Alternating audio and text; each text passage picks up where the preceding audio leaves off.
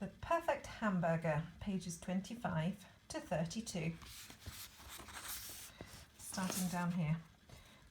Remember, Joe and Mr. Borthwick have been trying desperately to remember how to make the burgers that tasted so good.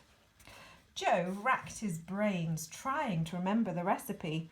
He pictured the 3 spice tins. One was green and had a small picture of a tree on it. Another was brown and had been a biscuit tin before being used for spices. And the third, which was black, had nothing on it at all. Joe remembered picking up the green tin and sniffing at the spice. Then he remembered putting it down and opening another tin. Now, which tin was that? Was it the brown one that had been a biscuit tin, or was it the black one? I think, said Joe to himself, it was the brown one. Joe thought it was now beginning to come back to him. I picked up the brown tin, he whispered, and then I put it down next to... He hesitated before going on.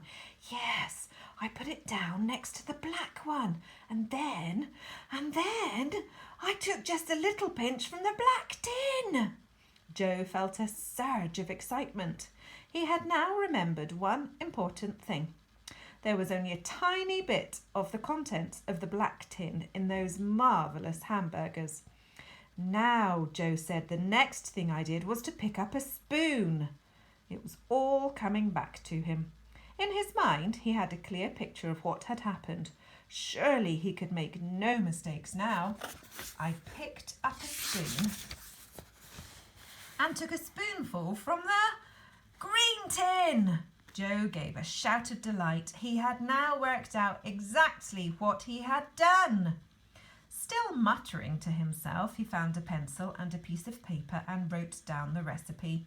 Then, without wasting any time, he rushed down to Mr. Borthwick's with the good news of his discovery. Mr. Borthwick was as excited as Joe when he heard that Joe had remembered what he had done.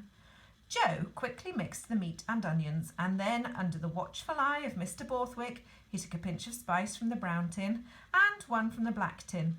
Next, opening the lid of the green tin with a picture of the tree on it, Joe took out a spoonful. Together they watched the hamburgers sizzling on the cooker. When they were done, Joe put them between the split halves of the rolls and passed one to Mr. Borthwick. Neither of them dared bite into their burgers. So much seemed to be at stake. Remember, they're depending on having a super burger recipe to be able to try to get the customers back from the other hamburger place. Joe was the first to take a bite, and the moment his teeth sank into the juicy burger, he knew that his memory had not misled him. This was exactly the same taste as he had experienced the day before. It was so delicious that there could be absolutely no mistaking it. Mr. Borthwick agreed. "You've done it, Joe!" he shouted in triumph. "You've found the perfect hamburger!" Joe was, of course, delighted that he had remembered his recipe. He had been worried that he would, can't turn the page now, one-handed, never be able to get the mixture just right, but now there seemed to be no doubt about it. He had the recipe, the exact recipe for the finest hamburger in the world, the perfect hamburger. Oh, so that's where the title of this book comes into the story, isn't it? So I wonder what's going to happen next, because we've still got a big chunk of book left if they've already sorted out the perfect hamburger. When they had finished eating, Joe went across to the spice tins and examined them. "Where did you get these from?" he asked Mr. Borthwick. The old man smiled. "Oh, they've been here almost since I opened this place. I hardly ever used them." "What are the spices called?" he asked. Mr. Borthwick joined him at the table and picked up the black tin. Opening it, he took a sniff. "That's sage," he said. "It's pretty common. You get it in any supermarket." Lifting up the brown tin, he examined the contents of that. "And that," he said, "is rosemary. There's no mistaking that smell." "Where do you get that from?" Joe asked. "Any grocer," Mr. Borthwick replied as he picked up the third tin. The the green one with the picture of the tree on the front. Mr. Borthwick sniffed at the contents of the green tin and shook his head, puzzled. Tipping up the tin, he allowed a small amount of the spice to fall out onto the palm of his hand. This he examined, frowning and murmuring something under his breath.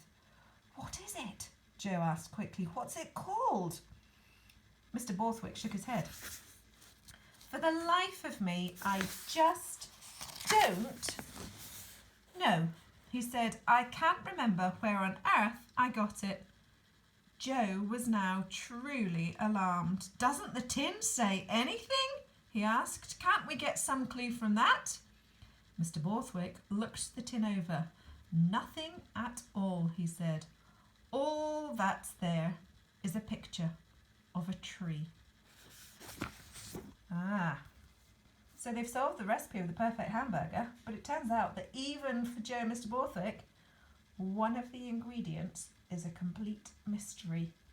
And look, that must be Joe on the front holding up a perfect hamburger. There's two people there. We only really know Mr. Borthwick so far, so I wonder who the other person can be. Okay, that's all for now. Bye-bye.